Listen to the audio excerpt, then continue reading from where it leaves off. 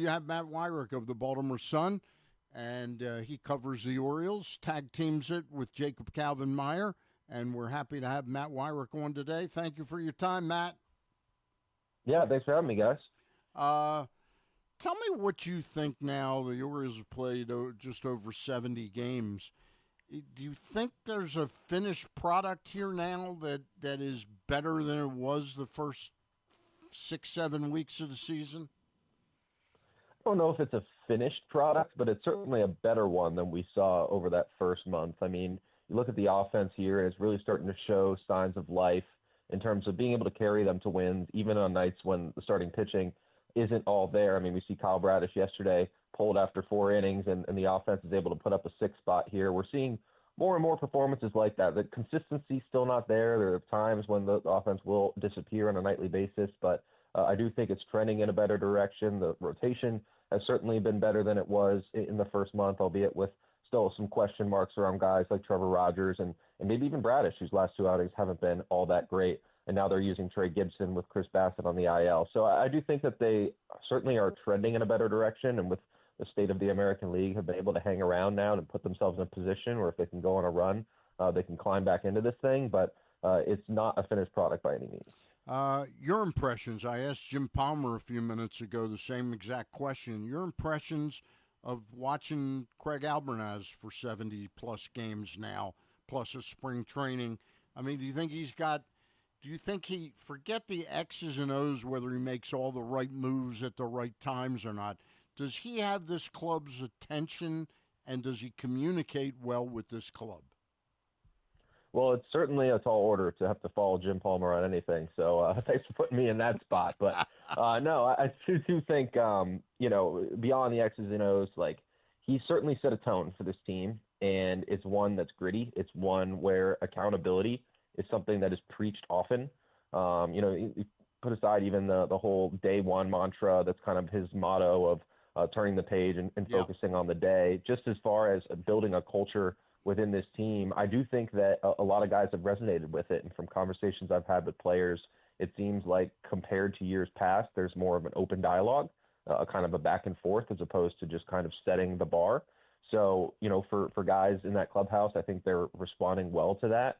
Have there been, points where maybe there's some friction? Maybe. I mean, you have a guy who is going to preach accountability and set a standard for a team. There's going to be guardrails that people are going to hit, and whether that's players, whether that's people in the front office, staff, whatever, that's going to happen. And maybe that's what this team needed, a little bit of somebody who is going to be a bit of an immovable object. And I think that's what Craig Albornoz has been so far. He's a rookie manager, and there are going to be growing pains with that, certainly. Sure. But at the same time, I think that a lot of guys have really resonated with the kind of messaging that he has and the kind of personality and the energy that he brings. And ultimately, it has been a plus for this clubhouse and this team. The numbers are starting to be there with Pete Alonso, but do you think overall the club is getting its money's worth and then some with what he brings to the table?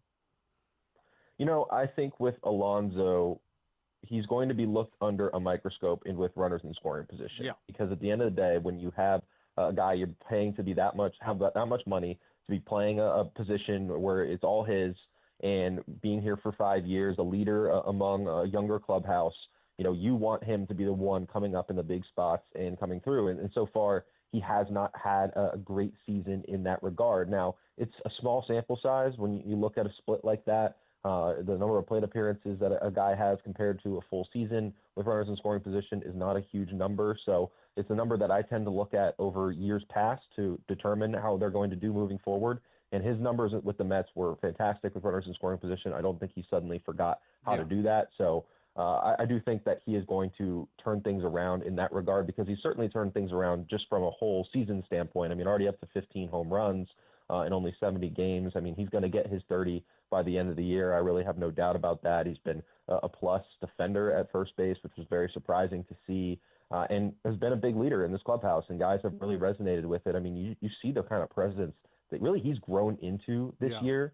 Coming in, this wasn't a role that he had with the Mets. He had to kind of step into some shoes that he had never worn before, or maybe had only worn, part of the time. He's a full-time number one leader for this team, and I think that has had a lot of positive effects as well. So, so far, has it been slightly underwhelming for what they're paying him for? Maybe, but I do think at the end of the day, this first season is going to be considered a success when it's all said and done.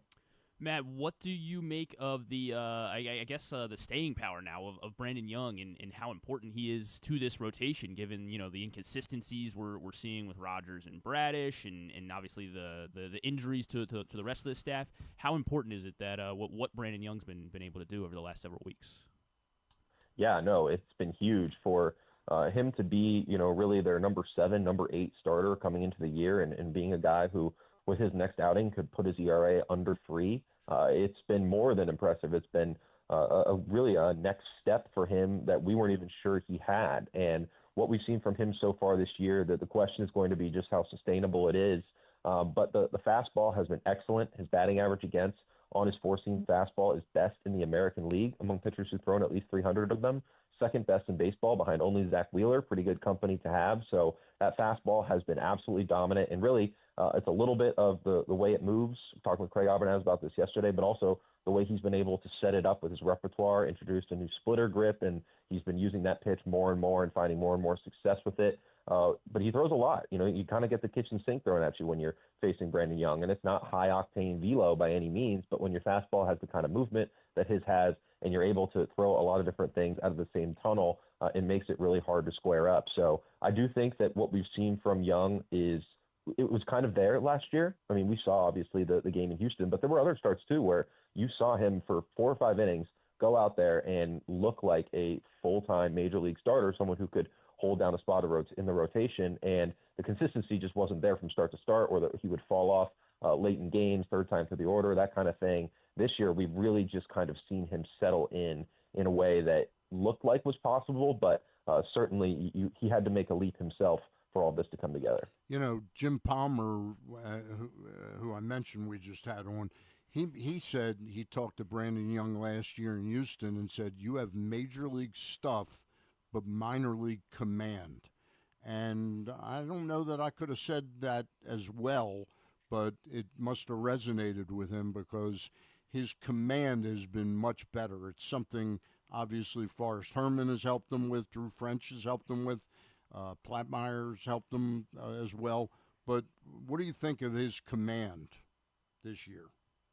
Yeah, it's certainly been a lot better, and he's been able to get a lot of weak contact on balls low in the zone. I mean, when he's leaving some of his breaking balls up, that's where the damage really starts to come in bunches for him. And also, it's one of those things, too, where a player like Young coming in was kind of nibbling last year. And, that gets seen as, an overall lack of command. But when you're not trying to challenge guys in the middle of the zone, your misses are going to be much wider than the strike zone. But if you're willing to actually trust your stuff and go up against guys and throw your heater in a spot where they might be able to damage it, but that your pitch that you just threw set it up to do well in that spot, even if you miss slightly, it's still going to be in the zone. It's still going to be a solid pitch. So I think we've just seen a more confident Brandon Young in that way, and one that's really trusting his stuff and like I said, kind of reaching this next iteration of who Brandon Young can be.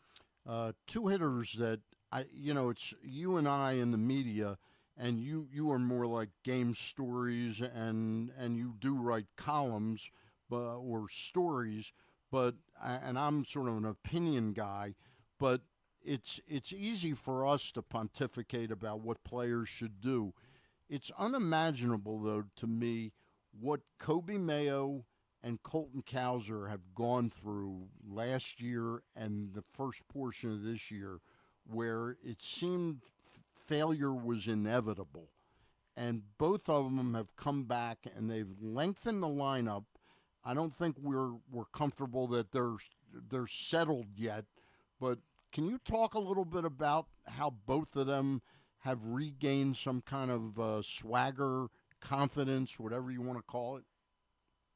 Yeah, I think both of them have had to really go through that, as you said, in terms of Cowser, somebody who coming off of last season, playing through injury, was getting got a full vote of confidence in the organization, came into the year as the starting center fielder, and gets off such a poor start that he has to earn his way back into playing time. I mean, talk about a guy who's had to go through it, and also from a hitting standpoint of just changing his swing in the middle of the season, adopting the leg kick, but also, adjusting his stance and moving his hands farther away from his body, which was something he actually had worked on throughout the offseason, was trying to keep his hands closer, but realized quickly that wasn't going to work for him. So, for him, it's been quite the journey to now be where he's top 5 on the team in OPS at this point and hitting cleanup on some nights. So certainly we are seeing the Colton Cowser that we thought we could see back in 2024. And then for Mayo, we've only ever seen it for, coming into last month, for a 3-week stretch, where Mayo was really kind of hitting his stride. We hadn't seen him kind of put it all together.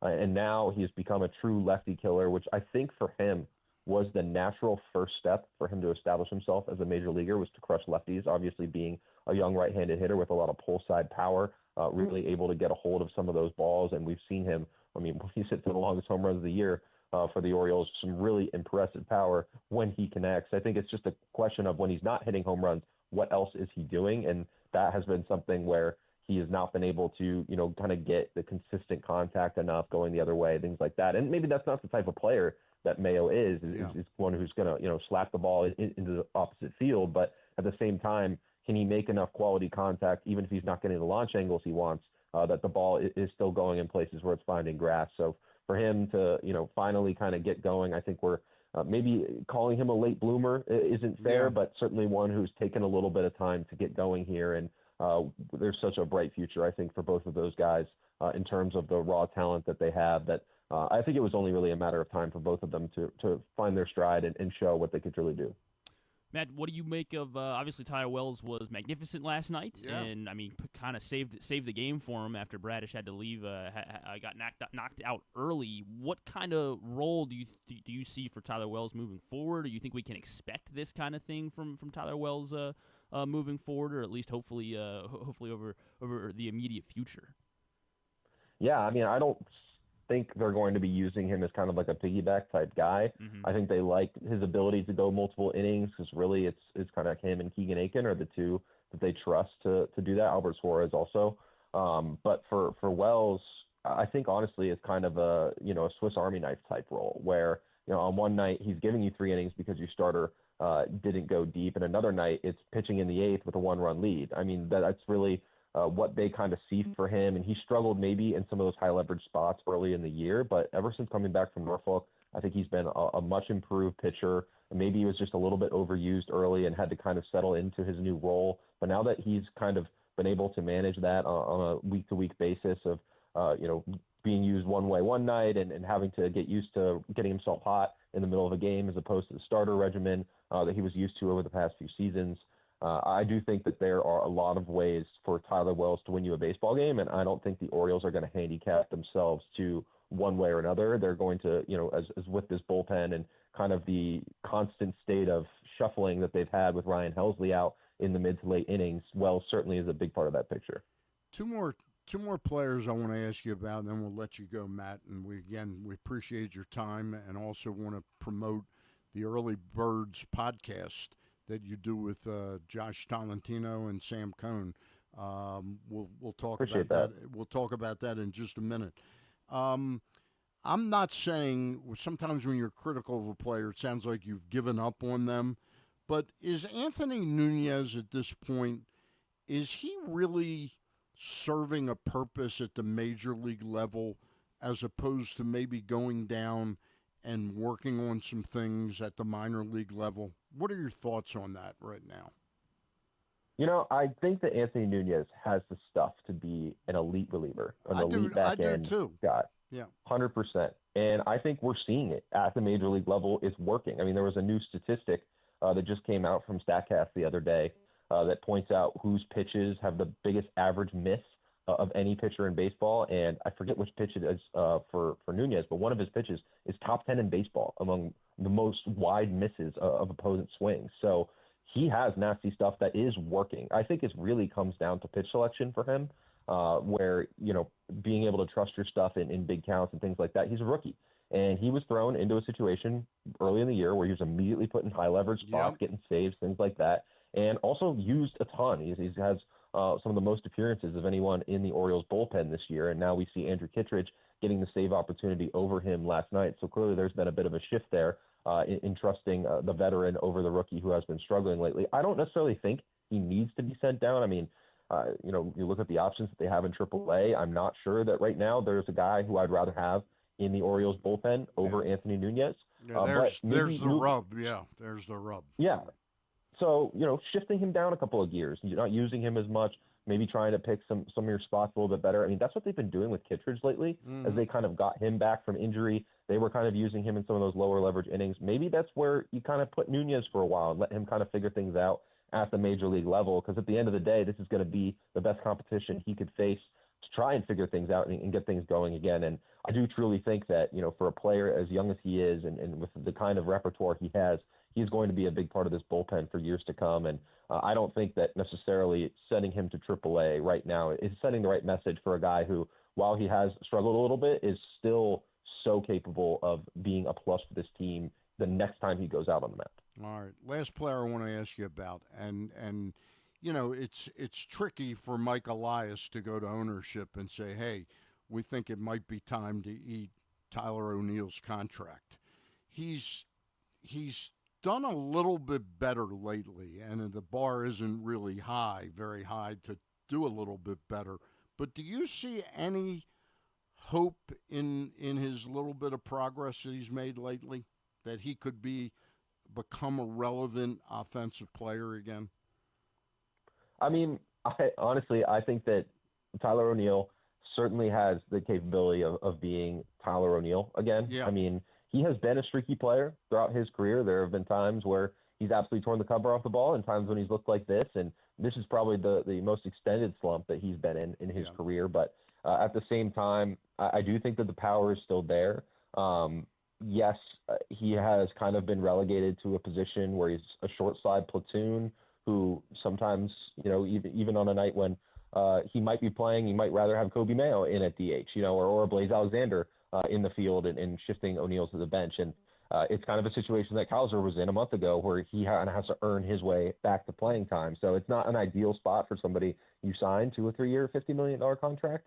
But at the same time, you made this big investment in him. You are just coming up in about 10 games here on the halfway point of that contract. So maybe that's a point where they start to have to make some tough decisions. But I would imagine right now, Dylan Beavers maybe is beginning a rehab assignment soon. You have a third catcher on the roster, so you could conceivably go back to 2 before you're forced to make a tough call. But it would really come down to Heston Kjerstad continuing to tear the cover off the ball in AAA or something like that to force their way onto the major league roster. But even then, Kjerstad and Beavers are both left-handed hitters, and you take Tyler O'Neill out of that mix, and you're suddenly looking very heavily left-handed across your roster. So coming down to that whole roster complexion is certainly going to be a factor for the front office as well. So I don't know that we've reached a breaking point yet. And like you said, he has had a couple of nice swings here over the last few days. Maybe that's something he can build off of. But certainly as the season goes on and, we get close to the trade deadline and final kind of decisions have to be made about what this team needs to look like down the stretch, that's where I would maybe expect the Orioles to start considering drastic action. All right. Tell us a little bit about the Baltimore Sun Early Birds podcast with you, Josh Tolentino, and Sam Cohn. When can people find it? When's it drop? Tell us a little bit about it. Yeah, we go every Mondays and Thursdays talking Orioles and Ravens. Obviously, I cover the Orioles. Sam is one of our Ravens reporters, and Josh is sports columnist. So all three of us are out at the ballpark and in football field every single day throughout the season, off season, covering everything. So we started this during the Orioles off season, right before spring training. It's been a lot of fun so far. We're 35 episodes in, lining up some interviews and things like that. So we're on YouTube, Spotify, Apple Podcasts, wherever you guys get your podcasts. Give us a follow at Sun Early Birds. All right. Thank you, Matt. Really appreciate it, and I'll see you at the park this weekend. Yeah, absolutely. Thanks, guys. Okay.